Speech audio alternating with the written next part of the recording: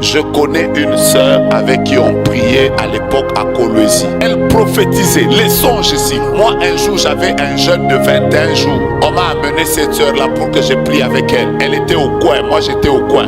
Dieu est en train de me dire, dans les jours qui viennent, je t'emmène à Kinshasa. Pendant que je reçois le message, elle-même m'explique ça. Elle me dit, papa, pendant ce temps, tu es en train de recevoir un message où l'Esprit de Dieu te dit que tu dois aller à Kin. Là où j'étais, j'ai crié. Je l'ai prise, je l'ai amenée chez notre berger. J'ai dit à notre berger, cette sœur ici, et les songes, et les prophéties, quelle exactitude. Vous savez, ce jour-là, j'étais très confus.